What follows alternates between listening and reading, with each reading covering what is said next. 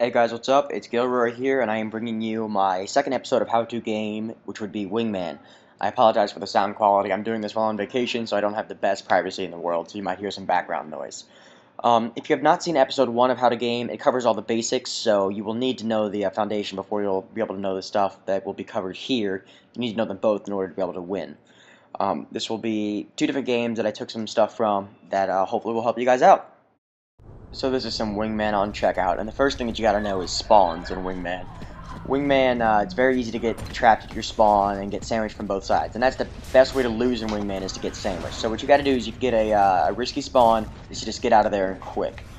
Anytime that you see a chance to come up behind somebody, you should try to take it. Wingman is a cutthroat game, so coming up behind people, taking other people's downs, anything like that, that's just the way the game is played.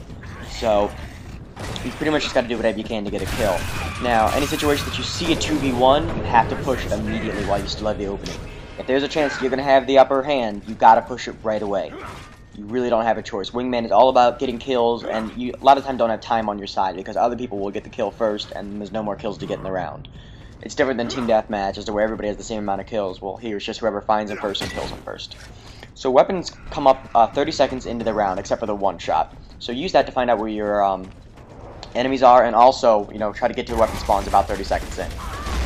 As you can see here, we tried to push him, but I was trying to get him with an incendiary while my buddy actually pushed. Now, since his execution rules, I didn't bother going to get him, because that could have put me in a situation where I could have been bodied by him if he would have rushed me, so I just let him get up on his own. What we did here is we trapped him with fire and a digger, putting any odds you can on either side. That's really what you gotta do in Wingman, is make the odds on your side any way that you possibly can.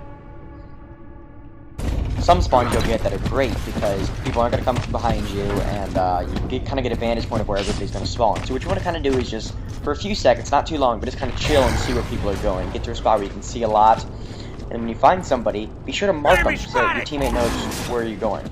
And from then on, you can get out of there so you don't get sandwiched. Anytime that you mark somebody in Wingman, you should definitely go for the person that you mark so you can double team them and then create a 2v1. Yet again, you can see that we got this spawn here. We're going to take a look. We see nobody, so we just decided to push one side. We made a decision, and we executed it quickly so we did not get sandwiched from both sides. We just went around. Now here we got lucky and had a guy rush us. As you can see, I'm about to take it down, but it's really because we need to do anything we can to get this kill. You see a 2v1, and we push up. That's what you have to do. Anytime you have a 2v1, you have to take it. Put the odds on your side. This is just a little fun little thing. This level 100 tried to wall bounce that zone by my partner Illusions. It was great.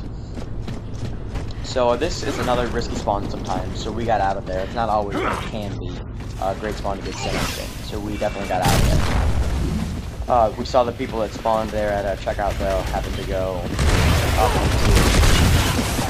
Now, Wingman is a game, you gotta know when to hold them. This was a situation that we really did have to pull them. We tried to come up behind some people, we missed our shots, but we didn't really have a chance. So right up here, I see people coming behind him. I call it out. I mean, it was too late. He got bodied by a sawed-off, and I had to get out of there. Now, this is my using your teammate as bait. Sometimes when you're down, you can use him as bait, but in that situation, I knew he was going to die, so all I did was instead. Sometimes you're also going to have situations where your teammate's going to die no matter what. What you have to do there is use the information that you know from your teammate's death. So I know he was around the corner with a sawed-off. So I was able to rush him because I knew he was still reloading. My teammate died by a sawed-off, so I was able to do that. Now the other thing is sometimes when you're will die. What you want to do is get yourself into a position where you can take on 2v1. Here, I had died earlier that round, so he got it back here into this spot where he could definitely take on these 2v1s. Back behind the counter, he could wall balance. He even had an evacuation plan if he needed to. It was a very smart move by him, and he was able to take out two 2v1 situations in a row. Somebody set 2 smoke grenades in the same spot, which is pretty stupid of them. But those are basically the basics of Wingman. So I hope that this helped you guys out a lot. And for everything that is not covered in this video, that is because it is covered in episode 1. We did lose that round, but overall we won the game. So I hope this helped, and be looking out for episode 3, guys.